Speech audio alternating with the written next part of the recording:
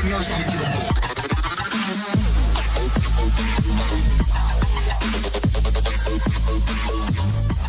everyone, thank you so much for joining today. My name is Matt O'Connell and this is Spoken Truth Revolution. As always, I really appreciate your support, engagement on Instagram, Facebook, and YouTube.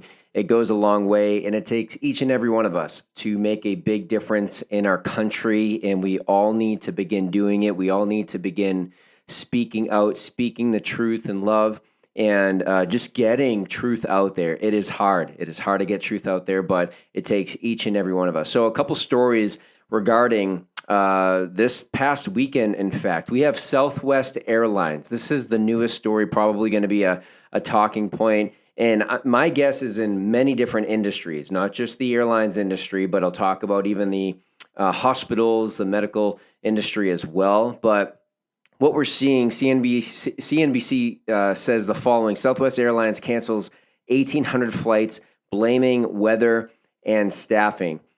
I'm not even going to read the article. It's a left-wing outlet, propaganda outlet, just like CNN, just like MSNBC, just like ABC, so on and so forth. But as you read the headlines, and most people just read the headlines, they just read that and they say, oh, it's, there must have been inclement weather conditions, so what's the big deal? Why is everyone up in arms about, talking about the Southwest Airlines cancellation? Well, I just love the internet so much. Everything is just right at your fingertips.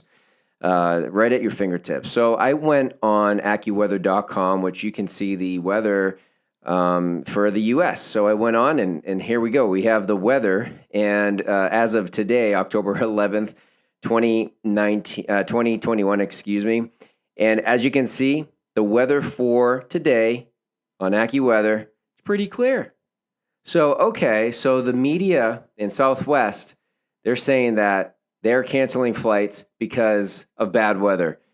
There's no bad weather. So what's the other reason why they're canceling flights? Well, I'm glad you are asking. And every logical person, any individual who has at least two brain cells to rub together, knew that if the people began to step up and come against the unconstitutional vaccine mandates, that we hold the power and the keys even against these big left-wing corporate entities that are being pressured by the left and by the Democrats. So here's what is really happening. We have this article from Bloomberg, and it says Southwest air pilots seek to block COVID vaccination mandate. In short, the pilots and the staff of Southwest are now uniting. They are now rejecting Biden's and the Democrats' unconstitutional vaccination mandates. And here's a couple points about the article. I'll read the article, a couple lines here. So Southwest Airlines Corporation pilots asked a court to temporarily block the company from carrying out federally mandated coronavirus vaccinations until an existing lawsuit over alleged U.S. labor law violation is resolved. The Southwest Airlines Pilots Association, filing Friday, also asked for an immediate hearing on the request before a federal court in Dallas, claiming the carrier has continued to take unilateral action that violates terms of the Railway Labor Act, which governs airline union relations.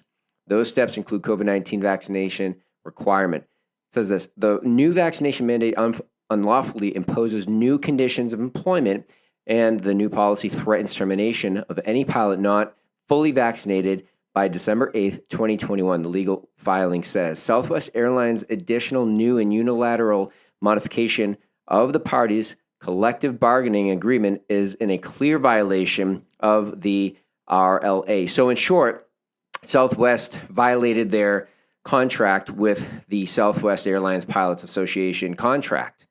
And so this is the probably one of the most positive news that we've seen, at least in the U.S., as it relates to this vaccination mandates. And in my last episode, I talked about how the vaccine mandates are coming across multiple different industries, one of them being, obviously, as we know, the airline industry. And, I actually looked, this article indicated 1,800 cancellations. It's up to 1,900. It's just going to keep going up until the Democrats and Biden realize that what they're doing, this vaccination mandate, is unconstitutional. Oh, but Matt, like you need to get the vaccine to protect the protected, even though the protected are protected by the vaccine. So you need to make sure that you're vaccinated so you can protect the protected, right? It doesn't make any logical sense. You know why? Because if you're vaccinated and you're really fearful of COVID, which has a 99.45% survival rate, then and you still want other people to be vaccinated, even though you're vaccinated, if you still want other people to wear the mask, even though you're vaccinated, you need to come to grips with the fact that you're not living in reality, that you're not looking at the data, that you are indoctrinated and you are looking at the CNNs, the MSNBCs, the ABCs, and they are instilling paranoia in your life, And so the other thing I want to quickly touch on, it's a nice segue because as it relates to the vaccination mandates, in my last episode, make sure you catch up on that. I talked about how the hospitals are now laying off. I read an article that was from a hospital organization based out of New York, and they're in the process of perhaps even laying off around 5,000 employees within their hospital network. And so that becomes a big problem. And there may be an update. I don't know if there's an update related to that, but last week when I spoke about it, there's about 5,000 individuals that are not wanting to get the vaccination because they don't feel like they need it. Maybe they're in a demographic that's not threatened by COVID. And usually if there are folks that are truly scared of COVID, then they should get the vaccine. But again, we got to look at the death rate. That's really the bottom line. That's what would make people get the vaccine. What is the risk factor as it relates to death? If it was a 30% death rate like the smallpox, I think everyone would get the vaccine. No pushback at all. I would get the vaccine, but I'm a good demographic in the sense of I'm healthy. I don't have comorbidities, so on and so forth. So I'm not in a risk group where I need the vaccine. I'm not afraid. But again, we need to make sure we're looking at the data. But here is from NCBI, which is the NIH.gov website. And this is in regards to hospitalizations. And it does correlate to what's happening with the Southwest airline boycott, essentially, and strike from the pilots, and it's affecting that industry. They can't fly planes, so it's affecting that industry. So in this particular article, I have a screenshot up. This is in relation to understanding hospitalization rate. As we know, the media, the left wing, the propaganda outlets out there, they're like, oh, hospitalizations are up, not to 90%, 100%. It's probably, I wouldn't be surprised if it goes above 100% in a lot of these hospitals.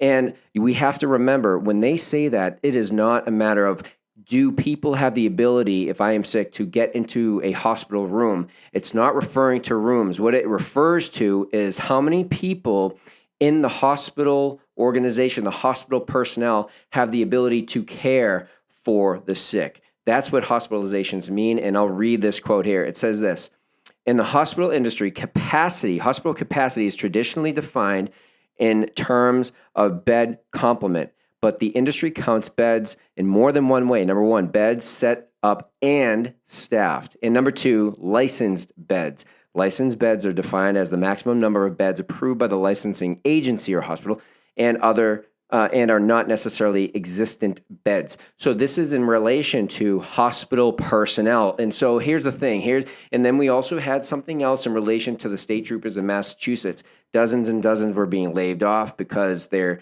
lot of troopers are not wanting to be mandated to get the vaccine, even though they are forced to get it, or they're going to be fired. And so what's happening, it's creating, the Democrats and the Biden administration are creating this vacuum. They're creating this empty hole, and who will fill the hole? And here's what's going to happen.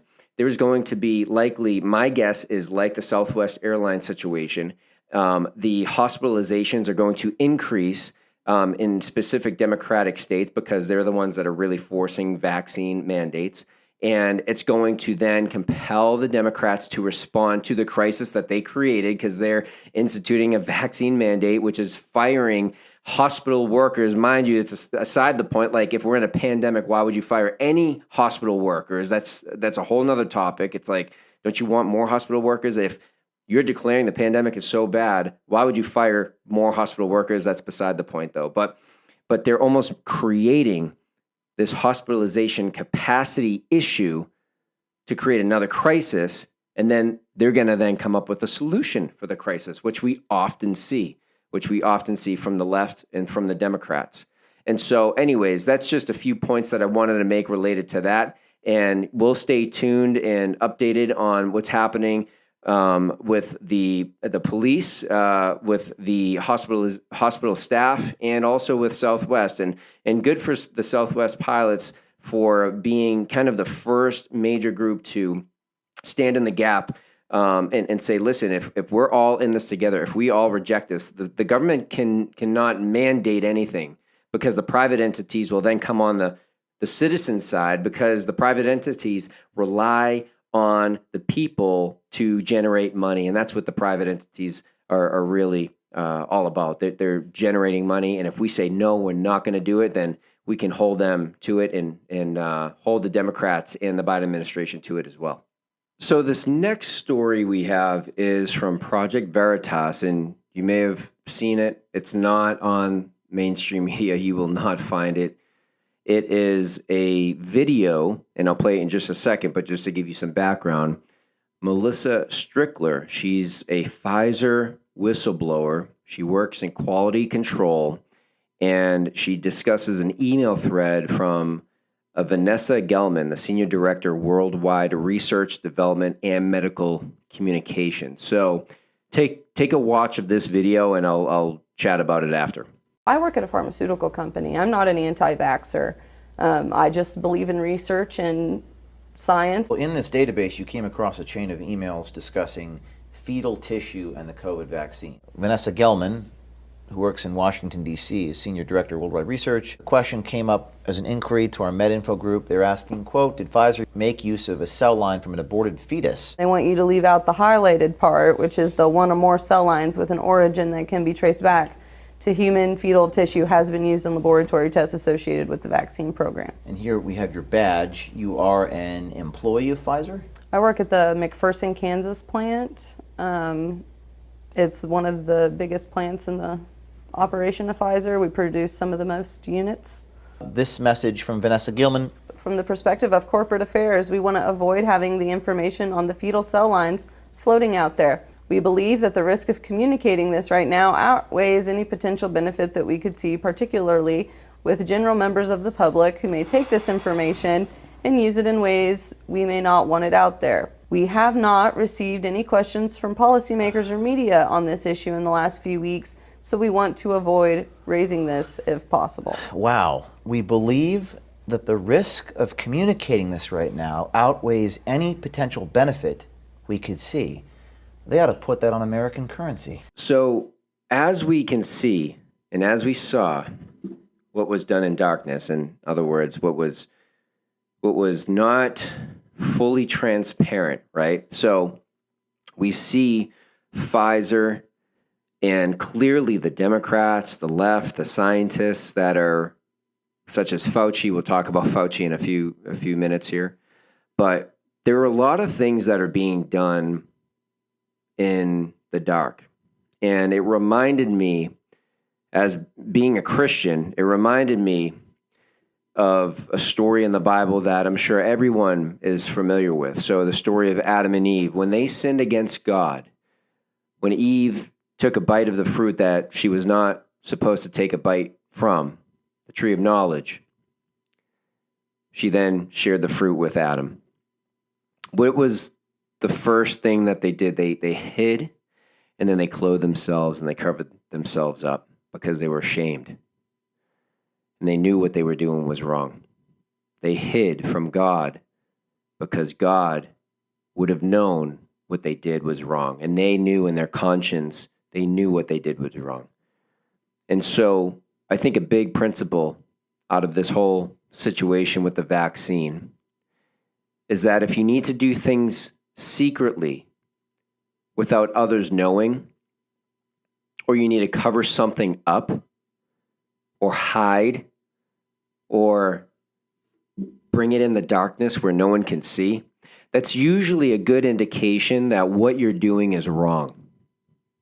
That what you're doing is wrong. And deception is a result of a guilty conscience, and a conscience deep down in which you know what you're doing is wrong. And that is what we're seeing. That's what we're seeing in Pfizer.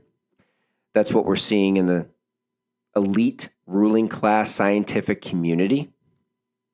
We're seeing hypocrisy. We're seeing deception. We're seeing lies, hearing lies. And when those things start to, and as they continue to surface themselves, it's a result of knowing that what you're doing is likely wrong. So, interesting. We shall see what comes out of this. Hopefully, some major changes come up. All right, next up, we have a special documentary that you may be very, very interested in seeing. I don't think you see enough of this person on the news being interviewed nearly on an hourly basis on various podcasts that are left-leaning as well. But did you happen to see what they, as in Disney Plus, what Disney Plus came out with? It's a Fauci documentary. Are you so excited? Fauci. Yep, Fauci has a documentary about himself on Disney Plus. I know you were very eager to sit down for about an hour and a half and watch more about Fauci. That it's because you don't see him enough, right? It's because he does not flip-flop enough. They have to make a documentary about him, right? So I have a couple questions about this.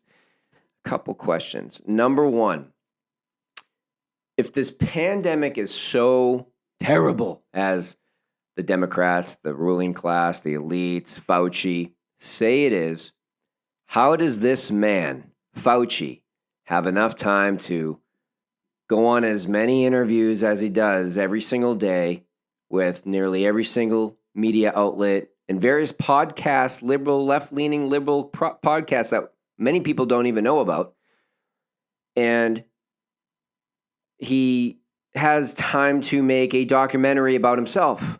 And yeah, I know he's not making it himself, but it takes time for him to sit down with, it looks like National Geographic is making this, and it takes a lot of time for him to sit down and be interviewed by National Geographic. Like, it just, if the pandemic is as bad as everyone says it is on the left, how does this guy have time to make a documentary about himself? I don't know. Maybe I'm just alone thinking these things, but I'm sure you've had this thought too, just even knowing that he has a documentary about himself. But Disney Plus, in case you're interested. And then also, what does Fauci actually do? He's a scientist. He seems more like someone who just gets interviewed all the time, 24/7, and they just make documentaries about himself. Does he actually do scientific things? I don't think he does. What he is good at, I'll give him credit for one thing he is tremendous at. Anthony Fauci is the best at flip-flopping. Absolutely. Hands down. There's no one, in my opinion, that compares to Fauci as it relates to flip-flopping than himself. But Disney Plus, if you're interested, Fauci. I may check it out, maybe not. We'll see. I'll decide later. Okay, we have another clown in the circus. We have Fauci as the main act in the circus, and we have Comrade Bernie Sanders. Comrade Bernie, what are we going to do with this guy? What are we going to do with him? So Bernie Sanders, he made a tweet in regards to the Democrats' $3.5 trillion spending bill. And what Bernie knows a lot about, Bernie knows a lot about Marxism, but he don't know a lot about mathematics. That's what I get out of this. Here is his tweet. It says, 2 senators cannot be allowed to defeat what 48 senators and 210 House members want. And I'll do my best Bernie impersonation here. We must stand with the working families of this country. We must combat climate change. We must delay passing the infrastructure bill until we pass a strong reconciliation bill. The end. He actually didn't write the end, as you can see, but I think that was pretty good. I don't know. I got to work on it. But needless to say, it's easy math. Marxists, they don't like facts. They don't like math. They just like to cause division. They like to be envy. They like being envious of what other people have. They do like that. But let's do some simple math. There are 100 senators, 50 Republicans, 50 Democrats. Okay? You tracking with me so far? I could explain this to a first grader and they'll understand. You have 50 Republicans, 50 Democrats. Only 48 Democrats will vote for the infrastructure bill. So how many total senators does that leave remaining who will not vote for the bill? Anybody? 52. So Bernie Sanders. It is not 2 senators defeating what 48 want. It is 52 senators defeating what 48 senators want. Do you understand? Appreciate it. And speaking of which, the left, it just never ends. This circus act. We got Fauci, main act. We got Bernie, he's the second act. And then this, my senator, I live in Arizona, Kirsten Sinema. She is a Democrat. I disagree with likely everything that she represents other than this. And I think she's playing this particular spending package bill strategically because Arizona could flip red, it could flip blue, as we saw in the 2020 election. But she's also a professor at ASU, and we're just gonna roll a tape real quick, and let me also put some paint a picture for you. She's one of the 2 senators that is likely not going to vote for this $3.5 trillion spending package that the Democrats and the left want to push forward. So she's one of the 2, and this is what's going on. Here's the clip. So then we want to talk to you real quick. Can we talk to you real quick? Hi, actually, I am heading out. But right now is a real moment that our people need in order for us to be able to talk about what's really happening. We need a Build Back Better plan right now. We knocked on doors. We need solutions. The Build Back Better plan has the solutions that we need. We knocked on doors for you to get you elected, and just how we got you elected, we can get you out of office if you don't support what you promised us. We need 7 million citizenship for 7 million. We need the Build Back Better plan right now. My name is Blanca. I was brought here to the United States when I was 3 years old. And in 2010, my grandparents both got deported because of SB 1070. And I'm here because I definitely believe that we need a pathway to citizenship. My grandfather passed away 2 weeks ago, and I was not able to go to Mexico and visit him because there is no pathway to citizenship. And if we have the opportunity to pass it right now, then we need to do it because there's millions of undocumented people just like me who share the same story or even worse things that happen to them because of SB 1070 and because of anti-immigrant legislation. And this is the opportunity to pass it right now, and we need to hold you accountable to what you told us, what you promised us that you were going to pass when we knocked on doors for you. It's not right. I'm a survivor of human trafficking, and it's because of the lack of worker protections that we don't have in the gig economy. I need you to stand by workers, lots of people who are like me who became. So as we see that she is being followed. She's at ASU, mind you. She's a professor there, as I mentioned. She's being followed in the bathroom by an illegal immigrant who is telling her how to vote, how to do this, how to do that. And so for someone who is an illegal immigrant disrespecting a public official in which the official technically does not represent them is the wrong way to respect our process and laws as a nation. Kirsten Sinema does not represent this illegal immigrant. I believe this illegal immigrant needs to be provided dignity and respect like any human being. But we need to have a process. And this individual who's videotaping Kirsten Sinema in the bathroom chasing her down, like totally.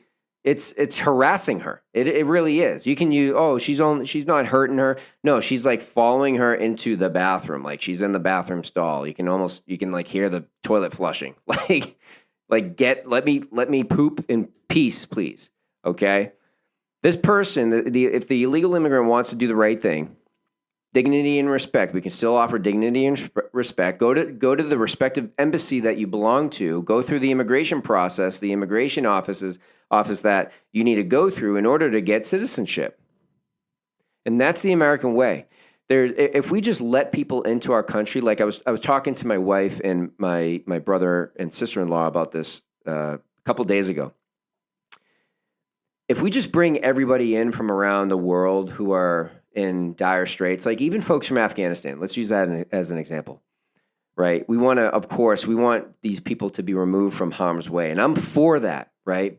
But we need to understand that not everybody believes in the American principles and the Christian values that this country is set on as it relates to equality and freedom and how each individual, men, women, and children are equal under God, under the law. People who are fundamentalist Islamists, Muslims, right? They don't believe that everyone is equal. The men, and I should say the women, do not have the same rights as the men do. And the children don't have the same rights as women or men do. And so that is contrary and antithetical to American and Christian principles that we are so used to.